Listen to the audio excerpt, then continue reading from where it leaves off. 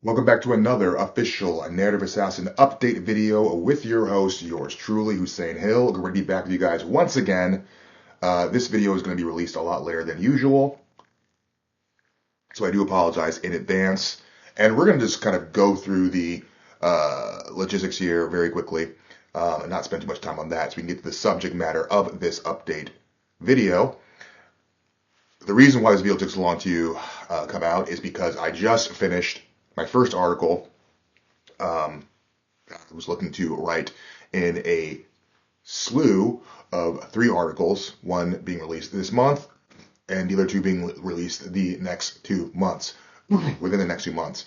So I've been very, very busy with that. So look out for that. I'll be promoting that here in the descriptions below with the rest of the links. Besides that, guys, if you like the content, please make sure to go down in the description below and follow me on all of the available platforms. Follow me on X, follow me on Rumble, follow me on Telegram, and make sure, if you like the content as well, to donate to buymeacoffee.com/Hussein Hill, or you can go directly to Cash App for one-time donations at NAHHill86. All right, I think that's all the stuff out of the way. So let's just dive into this update video. This update video is going to be very much a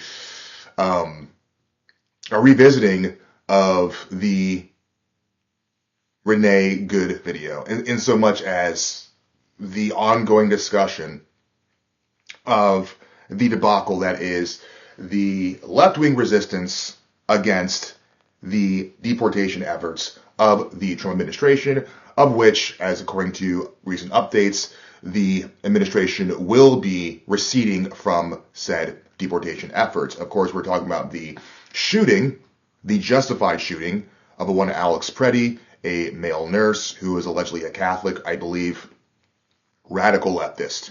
And again, you know, all the sorts of qualifiers and or descriptions about Renee Good apply to Alex Preddy. So basically, if you watch for those of you who are new to this video, if you watch my take on Renee Good, it is literally the same take for this Alex Preddy gentleman, so-called. The guy was a left-wing loser, the guy was a radical, and the guy deserved what he got. And we're going to keep it a buck with that. We're going to keep that conversation with regard to Alex Preddy's death that open and shut. There's nothing else to discuss. You run up on an ICE agent with a loaded gun with the intent to disrupt a lawful operation. You get what you fucking deserve. I want to bring the conversation, if I could, to a broader point about what this whole deportation debacle is really about. And we'll even briefly go into the conversation about the Trump administration relenting, pulling back from its efforts due to the bad press of this shooting. What this deportation controversy boils down to is, simply put, white genocide. Whether you look at the radical Marxian leftists collectively on the Democratic left, on the cultural left, whether you look at much of the liberal Jews, the liberal reformist secular Jews that bolster these sorts of movements, that have bolstered these movements, at the very least, specifically after World War II, more explicitly during the 1960s and 70s, of the rise of the cultural wars or cultural revolutions here in the United States. This is part of a long march, a legacy march of anti-American, anti-white radicals to utterly destroy European society, to utterly destroy white identity, to utterly destroy and diminish the once thriving majorities within white, historically white nations. And we know this. Again, whether you look at any of the curriculum or any of the propaganda coming out of the aforementioned camps, it all has to do with white guilt. It all has to do with this refrain of white patriarchy, white tyranny, the patriarchal, heteronormative, Christian fascist, so on and so forth, sort of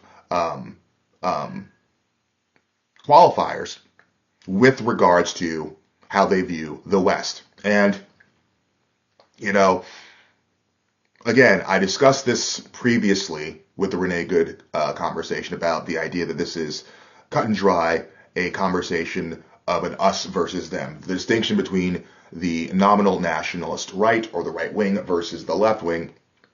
But beyond that, to get truly beyond that point and get even deeper, this is a conversation of people that care about white America, that care about white European ancestry.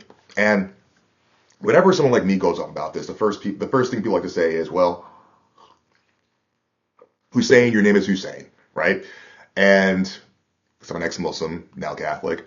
But more importantly to them, you're brown, right? You're visibly brown, you're visibly black because I'm mixed race. So besides the fact that being mixed race, half black, half white, nominally speaking, I have a genetic familial sort of investment in the promulgation of white identity and white peoples writ large. Besides that fact alone, even with regards to the conversation of how I view Black America or how I view non-whites, specifically Black America, but non-whites writ large, any perceived or we'll say holistic perseverance or self-determination by non-whites is contingent.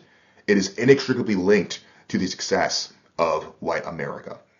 How do we know this? Because of the reality that America in particular, European civilization in particular, whether it be through colonialism, whether it be through earlier forms of, we'll say, how can I say this, more successful attempts at immigration and assimilation, European culture has in fact benefited non-whites in this country, brought them to a higher tier of civilizational ordering, brought them to a higher tier of wealth, a higher tier of consciousness, has exponentially improved their lives on a myriad of metrics. And to deny that fact is just absurd.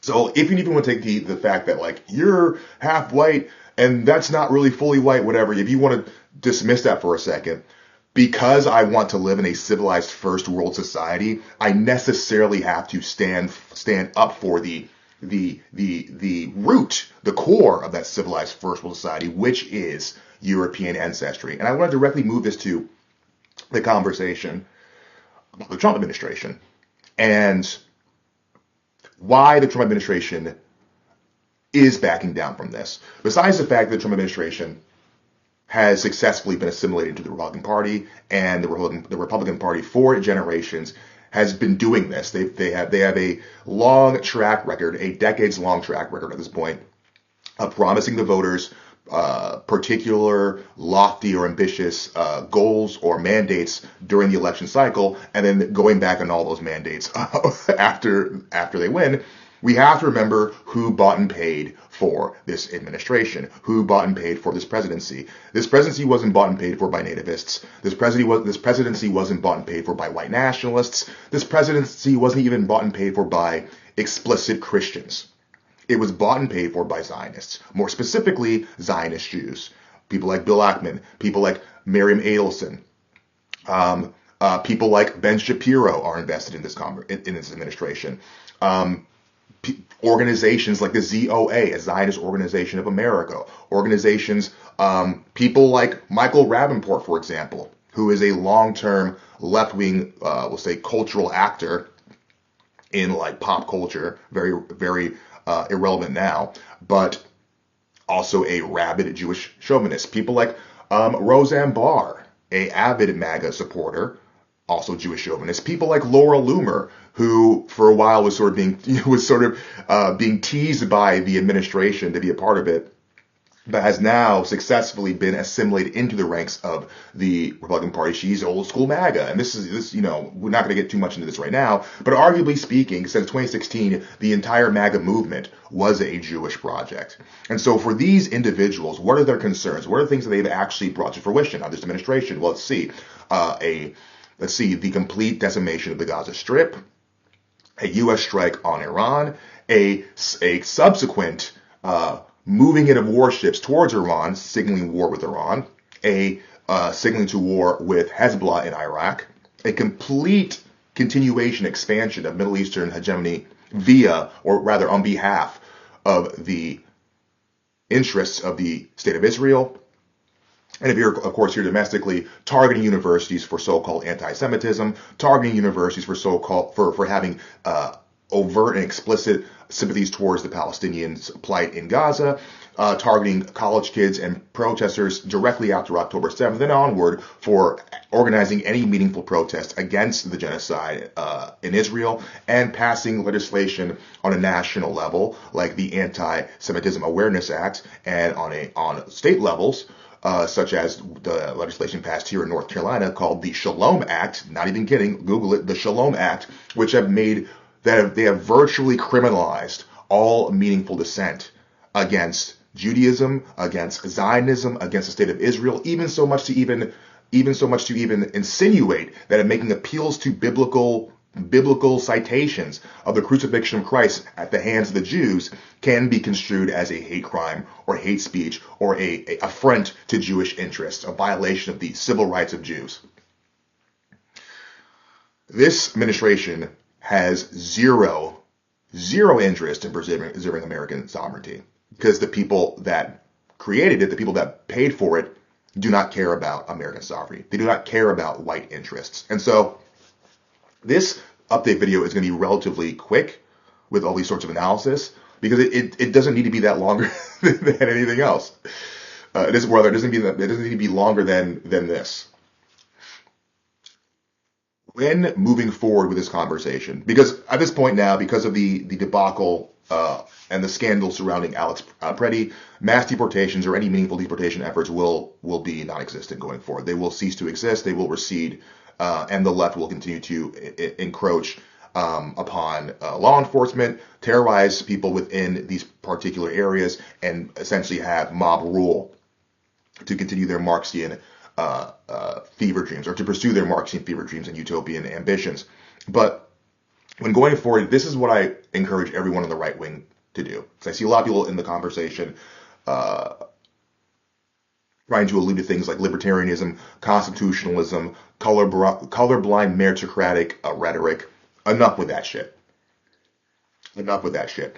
This is not a conversation of the Constitution. This is not a conversation of the proper legal practices of law enforcement and how they should handle various citizens exercising their free speech. This is a conversation about trying to defend the sovereignty of Western civilization and the last vestige, the last meaningful vestige of Western civilization, which is America.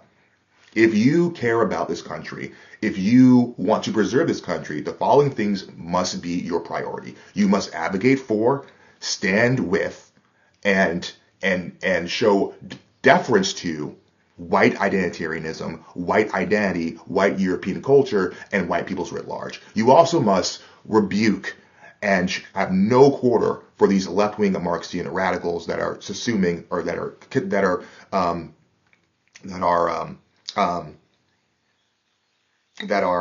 tired, sorry, that are taking over our city streets, that are promulgating this violence, promulgating this lawlessness. And you must 100%, whether it be the left-wing Jewry of the Reformed secular Jews on the far left, or the right-wing Jewry of the Zionists that currently own and control and push forward, and that are pushing forward rather, or at least dragging the corpse that is the Trump administration to the finish line at the end of his lame duck term, you must reject them as well. It can only be America first. It can only be European chauvinism first, Western chauvinism first. That is it, with no exceptions. And with that said, guys, have a wonderful day, and I'll talk to you guys later.